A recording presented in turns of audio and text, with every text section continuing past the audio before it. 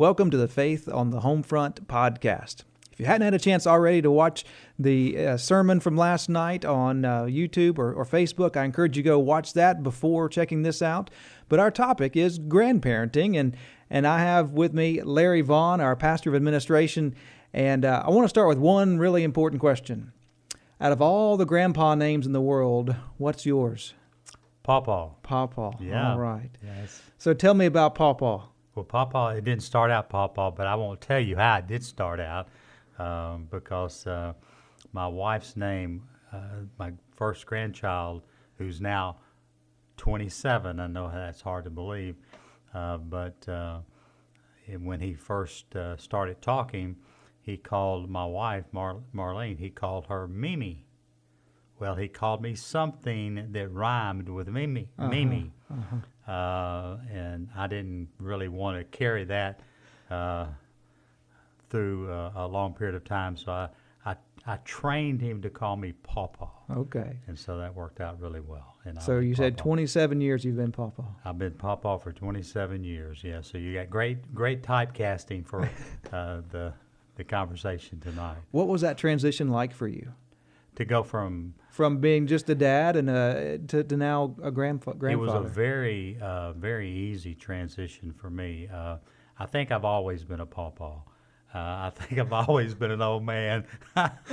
So I've always acted, I think, maybe a little older than I even was. So especially when it came to kids, I have two daughters, and I was always very possessive with those two daughters, and when I was bringing my two daughters up, I thought about, what do I want to instill in my girls?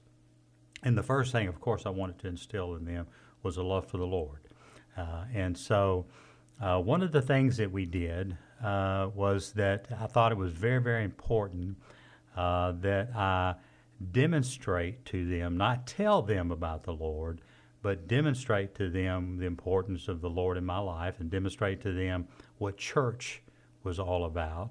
And so I didn't send them to church, I took them to church. Now, sometimes it was, I drugged them to church, kicking and screaming, but we never got up ever from the time they were born on a Sunday morning that we had to think about, well, what are we going to do today? They never questioned when it was Sunday morning, they never questioned what we were going to do. They knew we were going to church a Sunday night and Wednesday night. So church was a priority, God was a priority, and I shared that priority over and over again with them. So even before they could use words, they were seeing that priority. Even before they could use words, even before they could talk, they grew up in the nursery and in the life of the church. And so I always thought that it was extremely important that I, as a father, demonstrate, not tell them, but show them who Christ was. And so that was very important to me. And it was an easy transition for me with my grandchildren. I have 4 grandchildren ranging in ages from 27 to 11. So I have two grandsons and 2 granddaughters. And they're all as different as they can be, but so many similarities when you came to the relationship that I have with my grandchildren. And so it was a very simple transition. I kind of expected the same thing, and I think from them that I did with my kids, I expected them to not question about church. You're just going to go to church.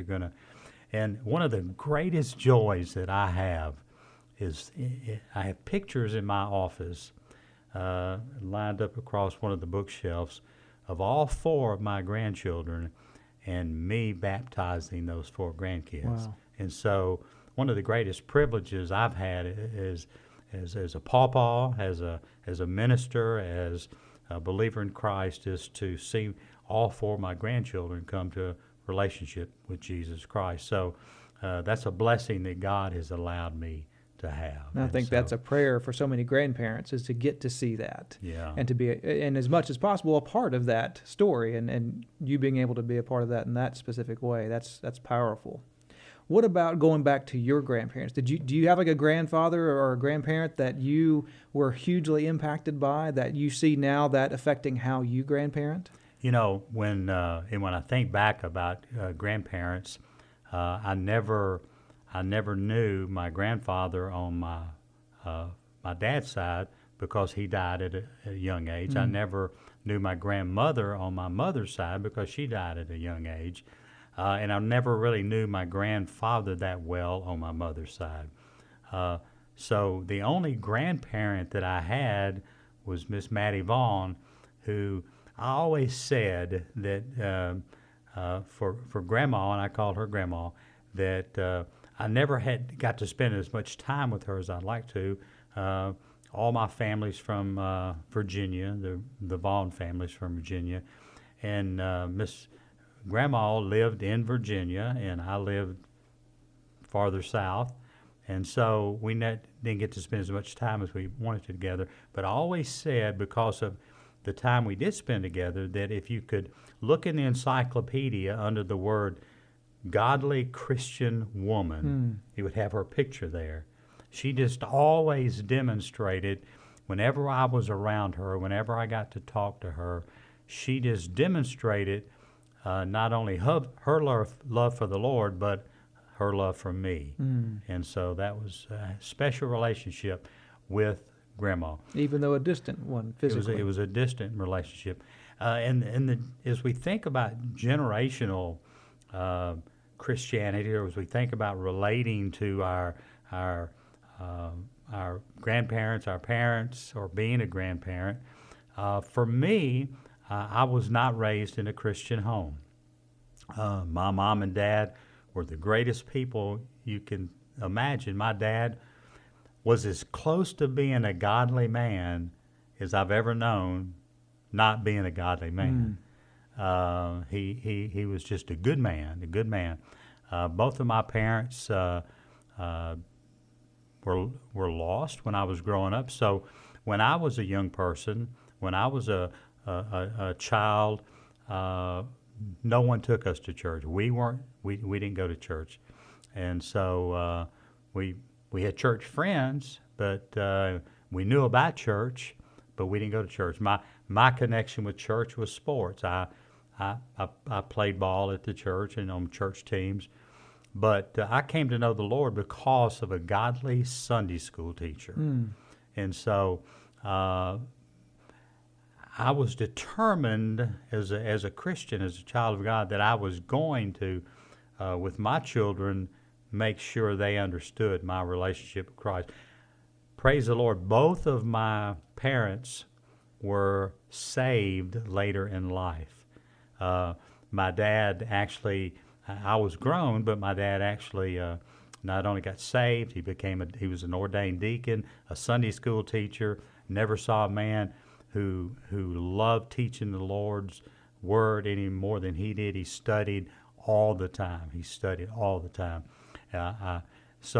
But I wasn't raised in a Christian home when I was at home, and so I was able to relate to the love for the Lord through one of my grandparents. But I wanted to make sure that my kids knew that I love the Lord, and my grandkids. You were going to take that up. Even though it wasn't modeled for you, you wanted to see it change. Right. I wanted to see that happen in my kid's life, and then I wanted to see it happen in my grandkids' life. Now, I will say this: as a grandparent, sometimes we get a little overbearing, and we don't realize that our kids have their own life, and our grandkids really have their own life, and so. Back to what I was saying earlier, I think the best way for them to see Christ is not to hear about Christ, but to see Christ in you. And so that's what I've tried to do, is try to model through the years, not only for my children, but for my grandchildren, what living a Christian life is all about, so that they could see it and not just hear it. Our stories have a little bit of similarity. My parents didn't get saved till I was in my teens as well, and it was a grandparent, a grandmother also that for me was made sure I got to church. Now, she valued Christian things, but didn't always go to church herself until a little bit later. But she valued it enough that she'd get me there. And I was one of the second graders that would be dropped off at the front. I'd walk in, go to Sunday school, and hang out there and go get picked up at the end. But that made a huge, huge impact. And then later on to see her get to worship with me at the church service. And then later my parents get saved. And but again, wanting to see that change. My dad is now a godly man.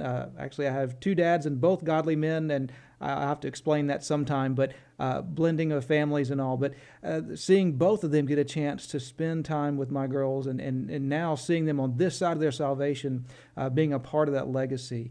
When your dad got saved, did that change how he grandparented? Or what, do you see that beginning to break the pattern? You know, I say this often because probably and listen to me what I'm saying here. Don't take it wrong.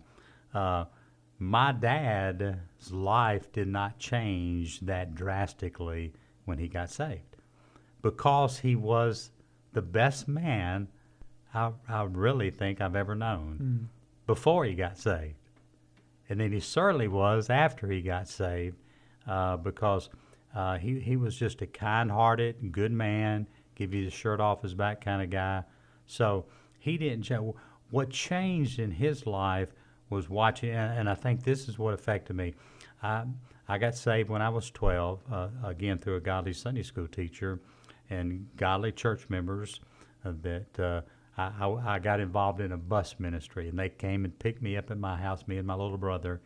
And my little brother's a good, solid, godly man, and we both, Christian man, and we both kind of came to know the Lord through this bus ministry in this time. And so, but my father's study, watching him, that was one of the biggest impacts that he could make on me, was after he got saved, watching him studying the Word. My father had a way, in a quiet way, he was a quiet gentleman, he never got involved halfway in anything. If he did it, he was in it 110%. So that's the way he was.